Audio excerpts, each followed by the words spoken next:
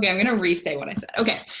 Okay. Hi, my name is Bree. I'm a mobilizer and missions coach with Goers, and we're really excited about doing these Zoom events because of COVID and because just to get you in contact with people that are on the field who are going through the hard stuff. So that's why we're here today. There's a lot of fears that goers experience before going, and so we wanted to create a space for you to ask questions and for you to hear from someone's experience. So I have my friend Hannah here, and I have had the privilege of hearing a lot about her story of being on the field. I think she's been on the field for around about a year and a half, or possibly 2 years now almost. So yeah, I'm really excited to hear from her today. I think that she has experienced some hardship with going overseas, but I've loved talking with her throughout her experience because she always is searching for the ways that the Lord is teaching, what the Lord is teaching her in those hardships. So I thought she'd be a great person to have on here today. So hello, Hannah. Hello, Bree. Hey, everyone. Happy to be here. My name's Hannah. Great intro. So she doesn't have her video on because she is in one of our more secure locations. But she is a lively, wonderful person. So all we need is a beautiful voice. So Hannah, if you wouldn't mind briefly telling us about why you decided to go to the field, what your ministry looks like in the Middle East, and just a little bit about the culture that you are experiencing on a day-to-day basis. Yeah, for sure. So yes, hi, my name's Hannah. I'm from Minnesota, and I had heard of GC when I was in college and had kind of been thinking about being a worker overseas ever since I was in high school. It was an idea that I had, but I thought that was for like elite Christians. And then I recommitted my life to the Lord in college. And during that time, the Lord really started putting on my heart, like, I have given you everything you need for life and godliness to serve me and honor me and be obedient in everything you say and do. And so I started toying with the idea of being a worker overseas. I originally thought about doing business as missions and was like, wow, that would be a really cool way to connect with different cultures and connect with different people. And then GC came and spoke at my university. I went to the University of Northwestern in St. Paul, and they spoke, and I am kind of a weird story, distantly related to Paul Vanderwerf. So him and I got, yeah, so that's kind of cool. Him and I got connected, and I had a couple other friends who were also doing GC, and I thought, man, that's a really great way to post-college, just go all in and spend the first couple of my years after graduating, those pivotal, like you're post-college, you're growing a lot. That's kind of a big season of adult life anyway. But to push that and go to a different country and grow in such substantial different ways that you wouldn't in the States, I thought that was a really sweet opportunity. So that's kind of how I got connected. I decided to come to the Middle East because there are, specifically the city that I'm at, there's so many different cultures that we work with. We have a Moms and Tots program that works with Africans, Afghans, Syrians, and just a lot of different subgroups of people within those countries. So I thought that was also really cool because the city I'm in now is like a gateway to various other cities throughout the whole world. Mm-hmm. So that's kind of coming across different cultures every day, primarily Middle Eastern, and then every once in a while African, which is a fun like spice of life. They're very spicy and fun ladies. So yeah, it's true. Yeah, that's awesome. So kind of to step into the hard stuff, I feel like something that a lot of people are preparing and don't know how to deal with is the FOMO. So FOMO standing for the fear of missing out. So have you struggled with FOMO while being overseas, and what has that experience been like? And even in that, what's been like a joyful surprise of being away from home? Yeah. Yeah, good question. When I first came, it was so hard. I it was so hard going from like, you're in college, sweet community. I lived with a group of 5 of my college girlfriends right after graduating. And so really intentional community there, lots of fun going on and constant activity, to be completely out of my comfort zone in a different culture and in a different context where there was no community, and building community was really slow going. Um, it's so much better now, but when I first came, it was really difficult. I struggled a lot with depression. I had a lot of friends who were staying home and going on to grad school, or getting them plugged in with different churches and kind of moving on to new community and making new friendships and relationships. And a lot of the relationships that I had before coming here have changed. And I would say for the first 1 to 6 months that I was here, that was really difficult for me, because I felt Mm-hmm. really disconnected from those friendships. I recognized that a lot of people were kind of moving on and getting plugged in with new people and new places, and I wasn't a part of that. Mm-hmm. Um, but I will say that being here has solidified a lot of really sweet friendships that I have back in the States as well as here. I used to connect with a group of 6 girls, um, and now that's dwindled down to 3. But now I wouldn't have it any other way. Those 3 girls that are in my life, they're my closest friends, and we've really built kind of a sweet, intentional friendship over time since being here. So, but the initial letting go of some of my closest friends that I thought would be friends of mine for the rest of my life, that was really difficult for me. Also, I think it was the 2nd month I was here, maybe the 3rd month I was here, my cousin passed away. And that was really a shock. I was going through culture shock and missing my family, missing friends anyway. And I had really no community here yet either. So when that happened, I was calling my mom and kind of saying, you know what, maybe I jumped the gun on coming here. Maybe I came a little bit too soon. I really want to go home and be grieving with my family. Also, I am a pretty emotional person. And so I had a lot of like emotions and things that I wanted to externally process, but didn't have an outlet to do that here yet. And so I was kind of like, I have all these emotions and all of these things that I'm going through, and no one really knows how to handle that right now because no one really knows me. And so that was really difficult, but I will say that something sweet that came out of that is just my dependence in leaning on Christ and who he is and claiming my identity in him.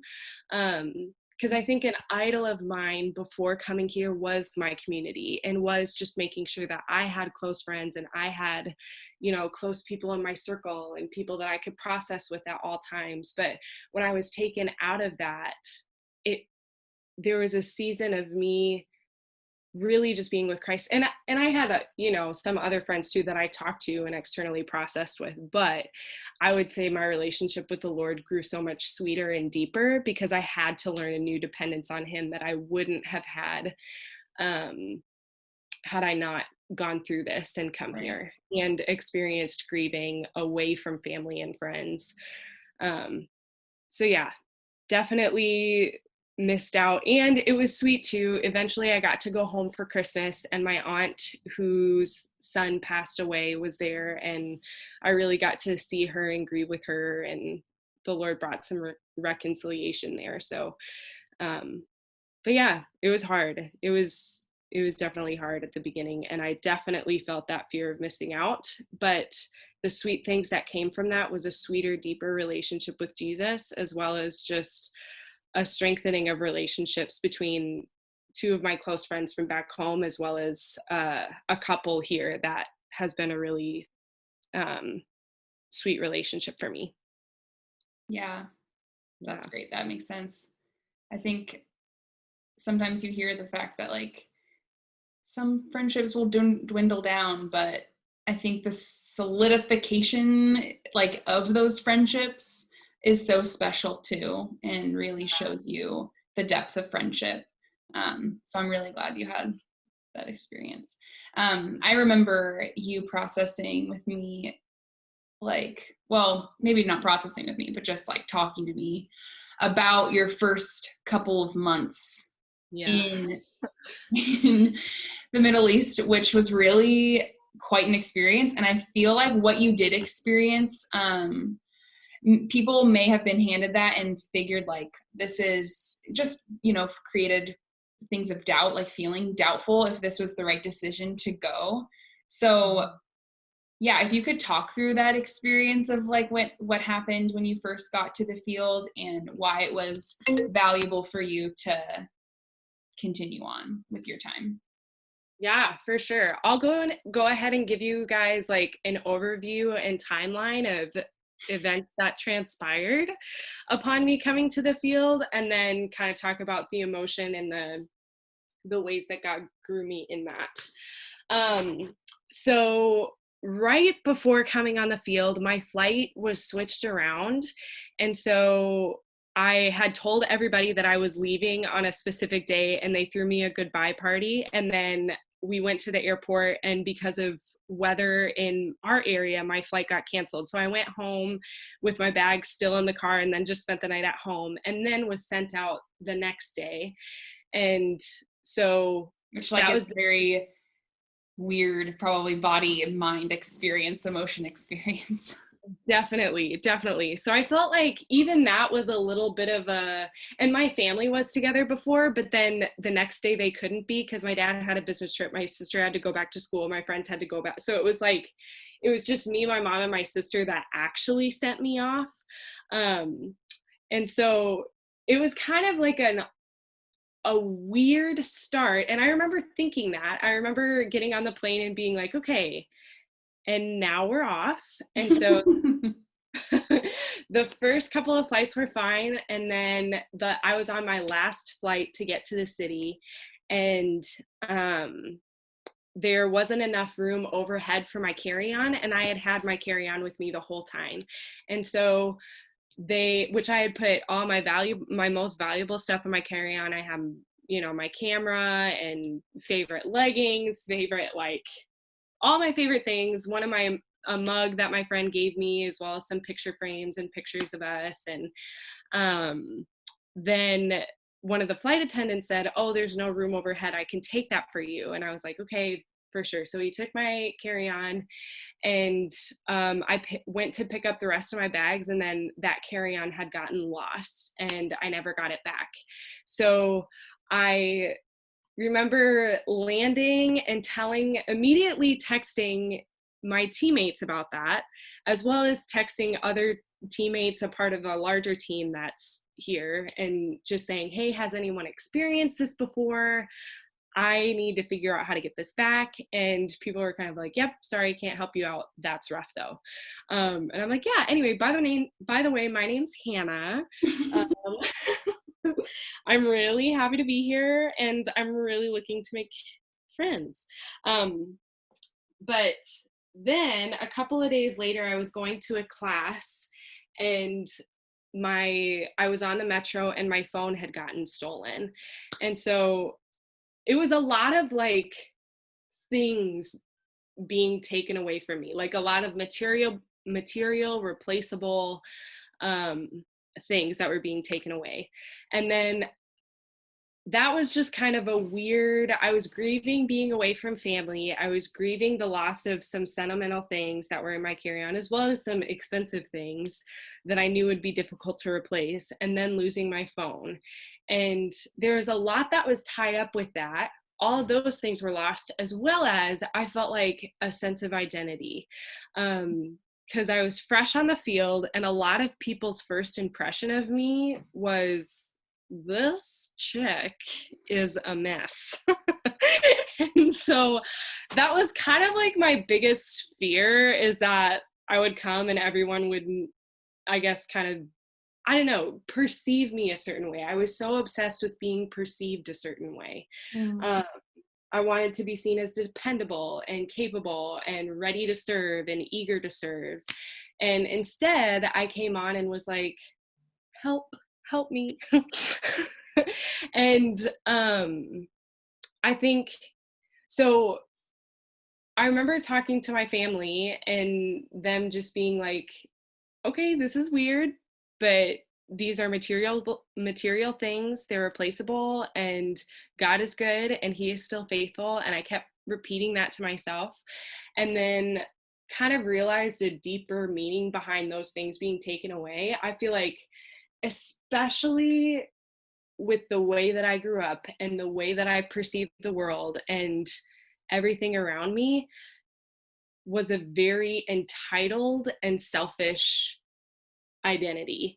Mm. Um, and I felt like the Lord removed my carry-on. He removed my identity of wanting to be seen as capable and ready to serve, and instead show me, you don't need these things to serve me, and I am good and I am faithful regardless of your lack of responsibility or lack of things that you're looking to comfort you. As well as like, I am the community that you need, not the community of people around you. So that was a sweet lesson. It was so hard. I thought about it for the first couple of months, and I dreamt about it. I dreamt about my carry-on. I dreamt about it coming back to me. And yeah, then, yeah, so that's ode to the carry-on. And a couple months later, my cousin passed away. And that was kind of I talked about that earlier, but that was kind of a reliving of, did I jump the gun in coming here? Should I have waited? If I would have waited, I could have stayed home and grieved with my family, grieved with my cousin. I wouldn't have lost my phone, wouldn't have lost my carry-on. But then the Lord kept bringing to mind the phrase, my goodness and my faithfulness is not based on your thriving. And so I really got to grieve and lean into the Lord in that time as well. And that was a very serious, very difficult grief for me. And then maybe a month after that, I was deported. I had a difficult time with obtaining a residence permit. I had messed up something on my application the first time that I did it. And shortly after that, I had received an email that there was a problem with my application. I went to the main government building here, and they said, you have 10 days to leave the country. And so I was like, okay, maybe this is the official, like, pie in the sky, you gotta quit, you just gotta go home. Oh, man. And so I prayed about it. I talked to my team.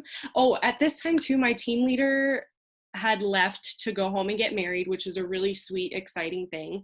But I didn't have a team, I didn't have a team leader at this time, and our team consisted of one other girl.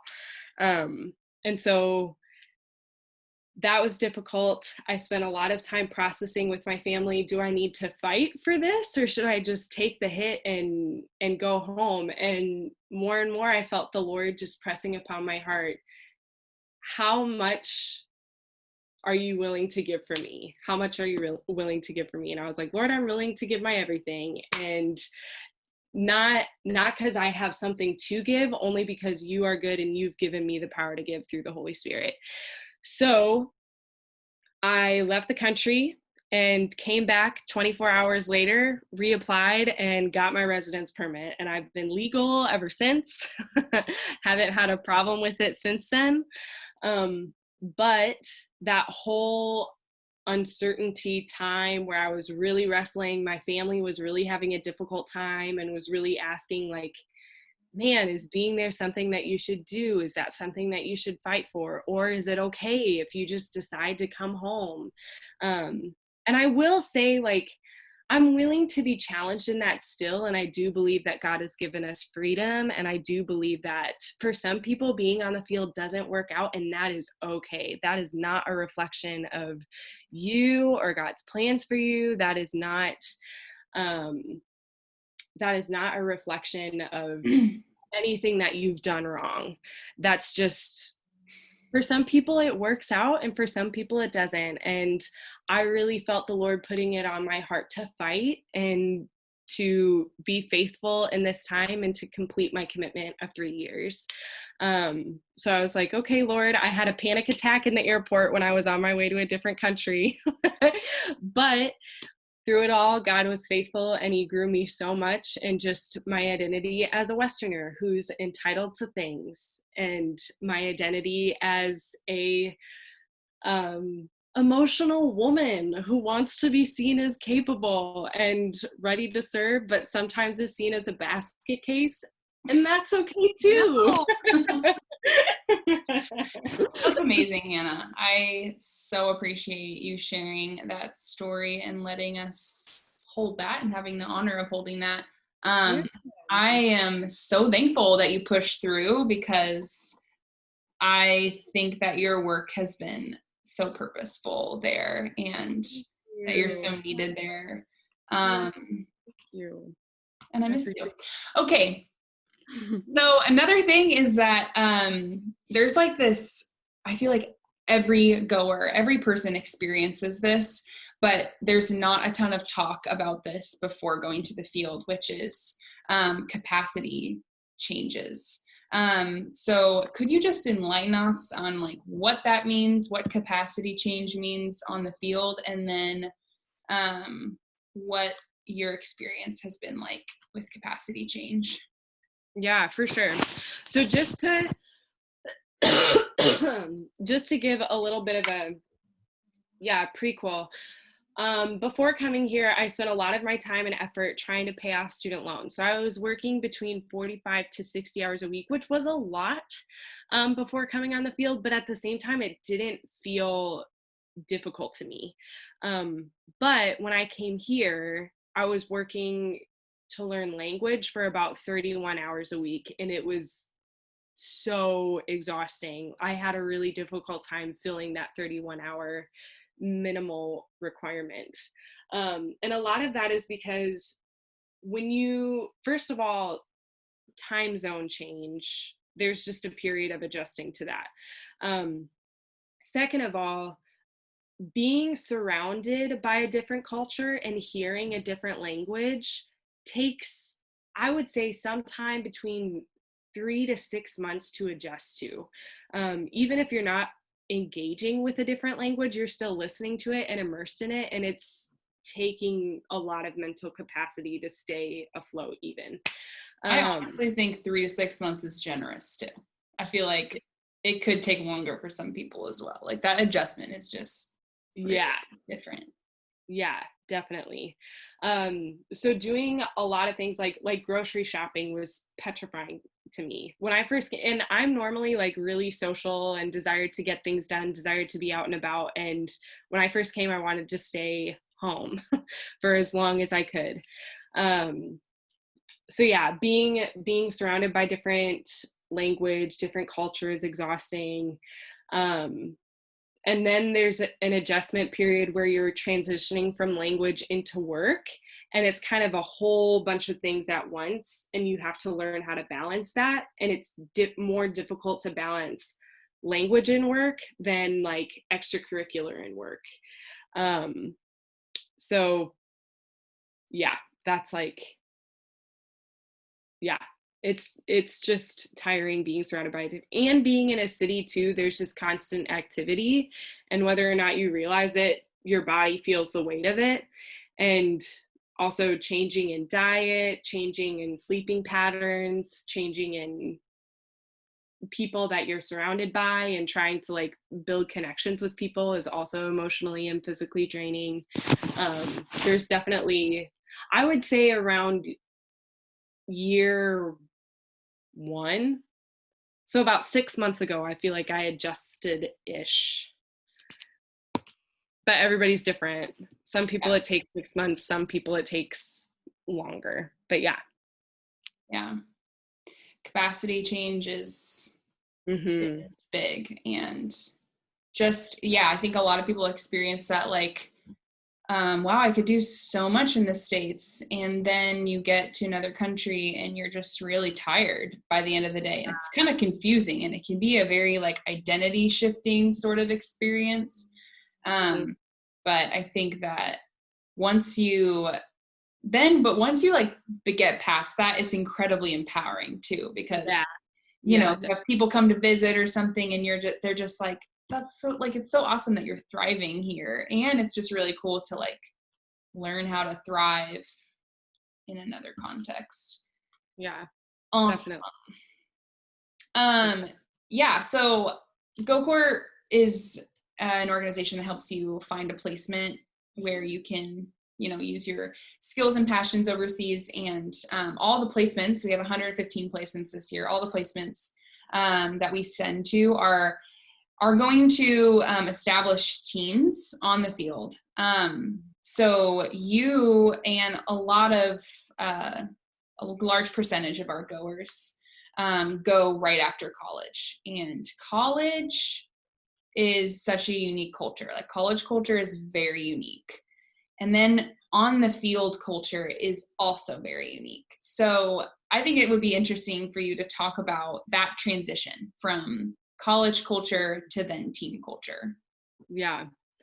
Yeah, definitely. So, like I said, I was living with a group of 5 of my close girlfriends after graduating, and it was constant activity, constant kind of like having a good time, going out to Dairy Queen, going out to McDonald's. I feel like in university too, you're able to kind of pick up relationships with people pretty quickly and put yourself out there and be received pretty quickly, because that's what everybody's there for. Everybody's trying to have fun, trying to build relationships and make connections and all those things, and they're also learning to network for um, professionally for their job. But doing that here looks a lot different, because people have different capacities and their ability to handle and juggle relationships looks a lot different because work is a lot more draining.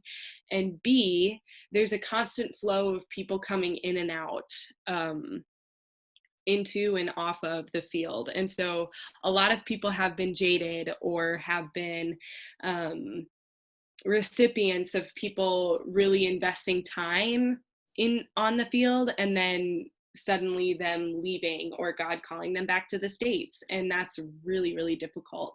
And over time, people can handle that one of two ways. I feel like our team mostly handles that really well, but I've heard stories too of people handling that not so well. And they become a lot more closed to relationships, and it's a lot more difficult to engage with people that oh, someday you might go back, so why am I trying to invest here. But I will say that it takes a lot more time, and to think that you can come on the field and just be surrounded with sweet community right away. Obviously there's a sweet community that's there, that's present, but it takes time to invest in those relationships, to solidify those relationships, and to honor and glorify God in them. And you can pray for that from the beginning. I would say that if one thing I wish someone had told me, or one thing I wish had been talked about more coming onto the field, was uh, just someone to challenge me to be really intentional. I think baking goods for people, or even writing notes to people to say, hey, I'd love to get coffee, or I bought these cookies and I'm thinking of you. I feel like that's a really great way to show, hey, I value you, and I know that it's difficult for you to build relationships with work, and also you may feel really established, but I don't feel established yet. It takes a lot of humility and a lot of grace to pour into that anyway, and be the one that's willing to put yourself out there more than maybe other people do. And I would say that's worth it. I'm in a much different place now and have really great relationships with so many people on the team now, but it took a while for me to get to that place, and it took a lot of initiative on my end. So yeah. Yeah, and I know that you're in a larger expat community. So, Yeah. sometimes when it's like larger, it feels like even more energy because you're like, do I have to know all these people? But yeah, I think I really respect your initiative. I think having that initiative is really important, and that's like a huge value of GoCore is community. That's like one of our largest values. That's why we want to send people to communities so they're not going alone. Some teams are smaller than others. Your team, your larger the larger expat community in your area is one of the largest ones that we are connected with, and also the largest turnover. I think 58% of the goers that go to your area stay. But that's kind of random. I just learned that the other day. Yes, but I think the initiative is really important, because that team is going to be your people. Yeah. Mm-hmm. So I sent you these questions beforehand just to kind of ruminate in and think through, but I kind of wanted to, two of the women here sent me some questions that they wanted to ask you. And they both asked kind of a similar question, but how did you prepare to say goodbye to people? I didn't. No. That's not true. I did a couple parties before just because I do better. I'm not great with like one-on-one, let's get coffee and I'm going to pour my heart out to you and say all the things I like about you and then leave. I went ahead and just did a couple of parties with people, and beforehand really just spent some time in prayer surrendering my relationships to the Lord, because I knew they were going to change, and I knew that I would be forgotten by some people, or not forgotten, but just kind of let go of by some people. And one prayer that I think is cool that I've been praying since being here is, Lord, let there be nothing but the cross of Jesus between us. Because I think there were some people that I was let go of relationally wise. One of my closest friends kind of didn't cut ties with me officially, but we just quit communicating over time, and it wasn't for lack of effort on my end.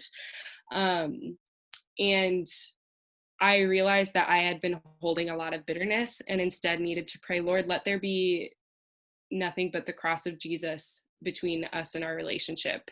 And so I think going into that, as you're saying goodbye to people and recognizing this person may let go of a relationship that I valued and I was willing to prioritize.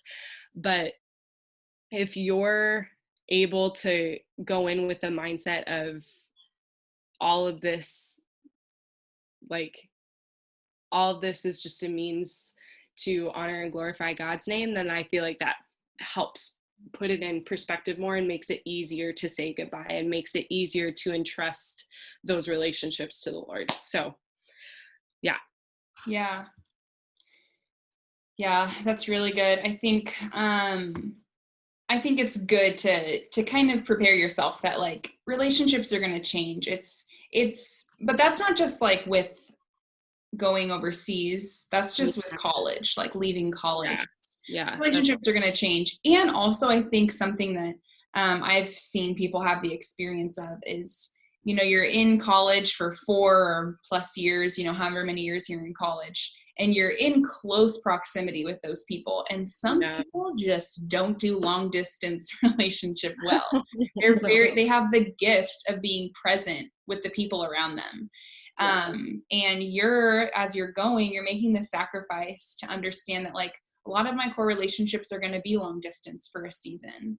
And so there are people who are going to like surprise you at how much they sign up for that and how much they come through in that. And that's awesome. And then there are going to be some people that like, it's painful, but it's just not their skill set to do long distance. And that can be hard, but just going in knowing that like that could happen is wise, I think. And also it's not like you're just losing friendships at their fingertips. Like the greatest relationships that I've ever had in my life have been on the field. And in the community that I once was in. Like it was, though, and they still are very sweet friendships. So, yeah, it's just a natural thing of life, I guess. But Jesus did the same thing. He preached and then he left. So, yes. Good word. Okay. So I'll kind of end with this question. We're talking about this is a really big question for you. So, but like, there's so many hardships to going. That's true. That's a reality. Like, and sometimes even specifically with the type of work, there's a heaviness to the work that you do, I know, because of working with the people groups that you are working with. There's that heaviness, there's the fear of missing out. There's the hardships that you're going to experience. So if there are all these hardships attached to this experience, then why go? Why is it valuable to dedicate this time and to go? Yeah. I would say more than anything, like Jesus is worth it. And I know that goes without saying, but also there is immense blessing, because it's just like Bree said, I've developed some really sweet and deep relationships with people here. And to be able to rely on the Lord and his provision in this context is so different than any context you would experience in the States. And even the depth of relationship that I've had with him through difficulties and through hardships and letting go of things and transitioning into a new area and new community, I've really felt a new depth of relationship with Jesus that I wouldn't have experienced in the States. And some people do. Some people are able to stay in the States and through different seasons of life experience that. But I would say that,